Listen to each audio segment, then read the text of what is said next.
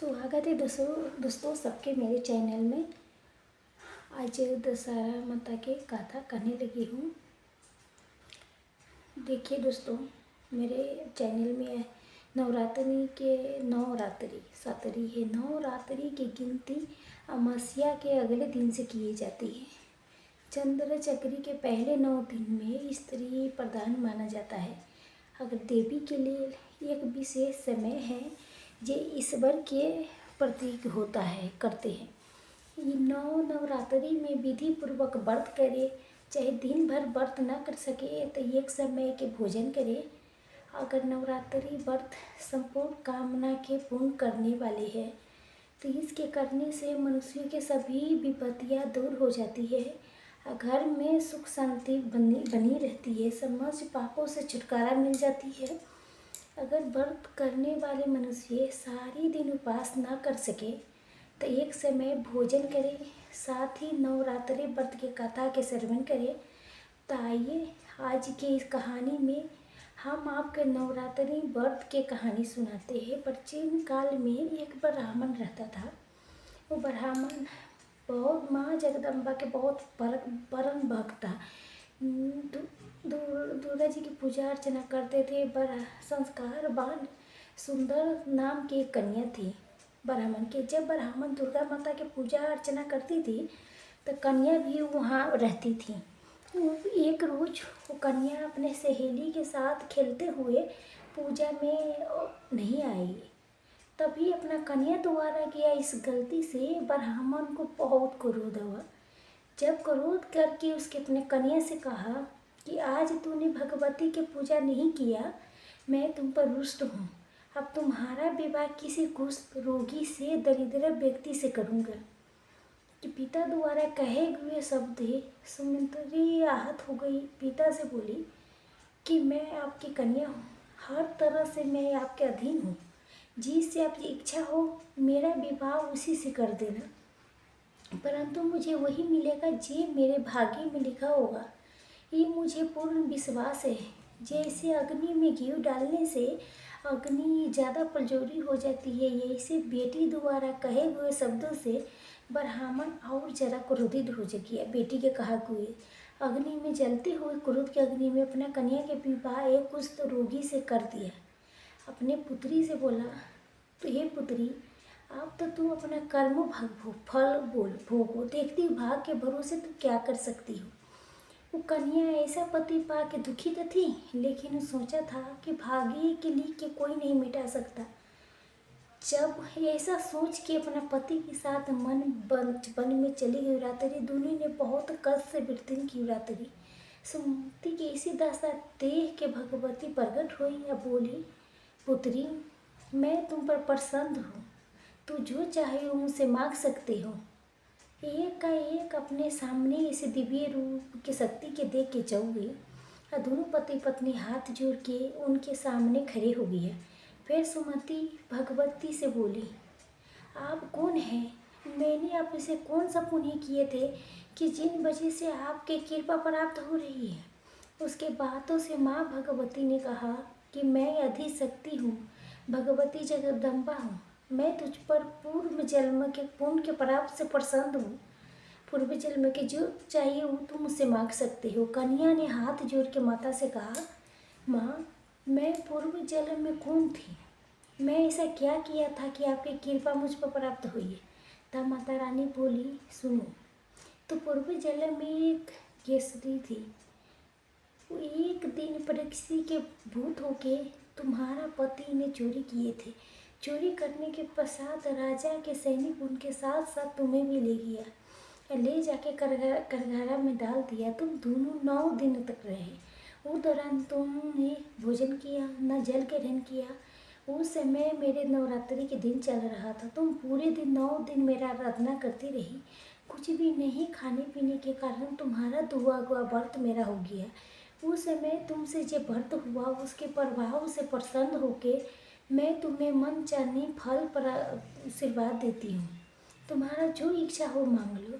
फिर सुमति बोली, माँ, अगर आप मुझ पर प्रसन्न हो तो मेरे पति के कोर मुक्त कर दो। ऐसा सुन के माता बोली, ये ऐसा सुन के माता कही, वो दोनों जो तुम व्रत किया था उस दिन के एक व्रत के पूर्ण पति के पूर्ण कोर दूर करने के लिए अर्पित करती हूँ। तो पुण्य के प्रभाव से तेरा कन्या बहुत खुश हुई। फिर पल भर में उसका पति पूरा तरह कोर मुक्त सही हो गया। अब वो बहुत सुंदर कांतिवान हो गया।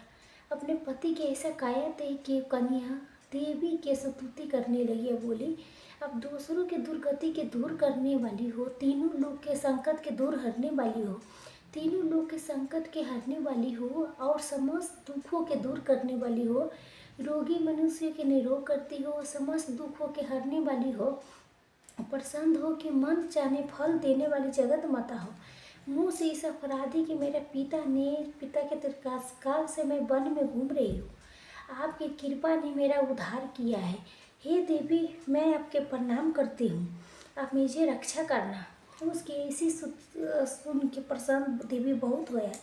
फिर अति बुद्धिमान धर्मवान जितेंद्र पुत्र स्वर्ग पर आशीर्वाद दे दिया। इस प्रकार देवी भगवती ने सुमंत्री पर अपनी कृपा की थी। जैसे कृपा माँ भगवती सुमंत्री पर की थी, वैसी कृपा सब पर करे। दोस्तों, जो भी व्रत के भक्ति से करता है, बहुत सुखों के भोग के अंत में मोक्ष की प्राप्ति करता है। जय माँ दुर्गा। नवरात्रि पूजा विधि। सबसे पहले पूजा की चौकी लगा दे, लाल कपड़ा के बिछा दे और चौकी के कुछ अक्षत बिना टूटा चावल रखे साबित, उस पर देवी दुर्गा के प्रतिमा रखे, चित्र स्थापन करें। अब एक लोटे कलश में शुद्ध जल भर ले, इसके अंदर एक सिक्का डाले, इसके ऊपर चावल से भरी एक प्लेट रख दे, इसका कलश के ऊपर माता के बाईं ओर 9 दिन के लिए रख दे। इसके आपके रोज स्थापित नहीं करना है। इसके पश्चात आप पूजा के गणपति जी के प्रतिमा के भी रखें। आपके पास प्रतिमा नहीं है तो सुपारी के रूप में भी बाबा जी के विराजमान कर सकते हैं। भगवान गणेश और देवी दुर्गा जी पर पुष्प से छिड़काव करिए जल से। जब अखंड ज्योत नहीं जगा रही है तो आप केवल घी के दीपक जलाए। दीप प्रज्वलित करने के बाद गणेश जी माता रानी के कलश दीपक को हल्दी कुमकुम के तिलक लगाए। भगवान गणेश देवी को वस्त्र स्वरूप कलावा और मूली अर्पित करें, साथ ही फूल भी अर्पित करें। माता दुर्गा को सिंगार, एक लाल चुंदरी, लाल वस्त्र अवश्य चढ़ाएं। भोग में बतासा, मिश्री, फल अर्पित कर सकते हैं। भवन के स्थान पर आप एक मिट्टी के पात्र, बड़ी दीपक में कपूर जलाएं। इसमें लौंग के एक जोड़ा जरूर रखें। कुछ लोग लौंग के 2 जोड़े रख अग्नि में डालते हैं। लौंग हुई, इलायची होगी, माता के दिखाई, पूरे घर में दिखाई, ऐसा सकारात्मक ऊर्जा आती है। 9 दिन की रोज जलाएं। फिर 8वीं नवमी पर माँ के हलवा पूरी और छोले के भोग लगाएं। यही सारे नियम करना पड़ता है दोस्तों। अब दूसरी, हिंदू धर्म में नवरात्रि व्रत के बहुत महत्व होता है। चैत्र नवरात्रि व्रत चैत्र मास में मार्च अप्रैल में के बीच में आती है। ये नवरात्रि में माँ दुर्गा के 9 रूपों के पूजा आराधना करी जाती है।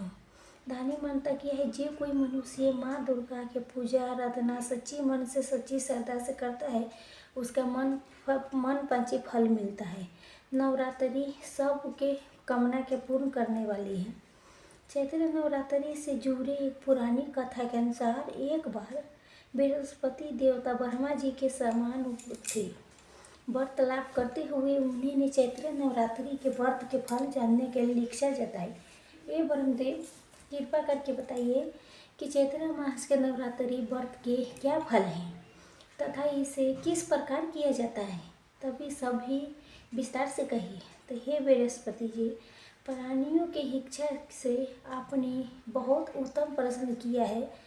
जो मनुष्य सर्व मनोरथ पूर्ण करने वाली माँ दुर्गा की आराधना करके नवरात्रि व्रत पूर्ण करता है, तो उस व्यक्ति के जीवन में सभी सुखों के वास होता है। ये चैत्र नवरात्रि व्रत है जो बहुत लाभकारी और फलदायी होती है।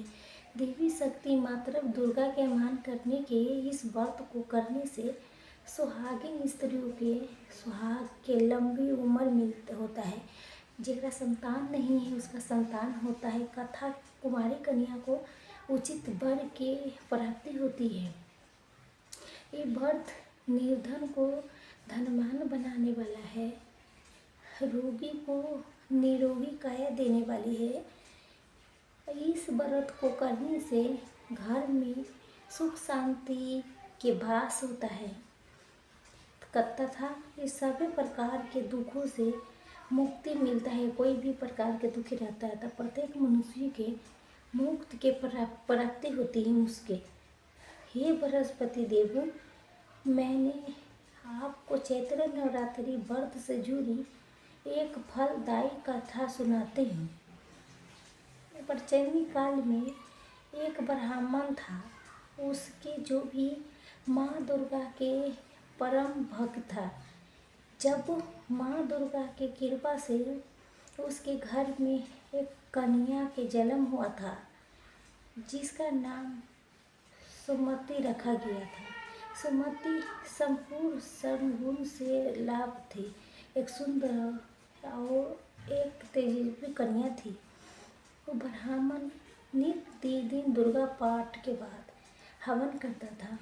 उसके पत्नी के साथ साथ उसके पुत्री सुमति भी उपस्थित रहते थे। जब एक दिन सुमति उपस्थित नहीं थी तभी अपने सहेली के साथ बाजार चली गई थी। तभी उसके पिता को 12 क्रोध आया था। साजिश कहाँ है, ऐसे क्रोध मत करो, सहेली के साथ बाजार गई है। भगवान तुम ये बात नहीं समझोगे। सुमति अब बच्ची नहीं रह गई, ये बड़ी हो चुकी है। कुछ समय बाद उसका विवाह होगा। उसका अपना जिम्मेदारी के समझना चाहिए। उसके पता है कि मैं पूजन हवन में किसी प्रकार की अवहेलना नहीं सहन करती हूँ। उसके पूजन हवन में उपस्थित रहना चाहिए। तो सुमति आ जाती है, तू इसे ही नहीं किया। तुम्हें पता था पूजा हवन के समय हो रहा है, परंतु बाजार घूमने चली गई थी। तुम्हें पता भी है तुम कितना घोर पाप किए हो। अब मैं इसकी सजा तुम्हें अवश्य दूंगी। मैं तुम्हारा विवाह किसी निर्धन रोगी कोढ़ी से कर दूंगा। क्रोध में आके अपने बेटी के साथ ऐसे अन्याय मत करो। उसकी पत्नी बोली थी, भूल हुई है माँ, कोई बात नहीं माँ, जैसे पिताजी चाहता है ऐसे ही होगा। लड़की बोली, पिताजी अब मेरा पिता है, अब मेरा विवाह जहाँ चाहे वहाँ खुशी खुशी स्वीकार कर लूँगी। अब चाहे मेरा विवाह जिससे करे, मेरे भाग्य में जो लिखा है वही मुझे मिलेगा। तब सुमति के पिता ने क्रोध बस उसका शादी एक कोढ़ी से कर दिया। जब जिसके पूरे शरीर में कोढ़ हो निकल गया था। परवाह होते ही एक बार नहीं ये उसके साथ क्या हो रहा है। जब वो समझ गए सब कुछ भाग्य में लिखा है, तभी निराश होकर अपने पति के साथ जंगल में भटक भटक के जीवन बिताने लगी। जंगल में भयंकर जानवर, कभी कभी शेर मानी सब आते थे।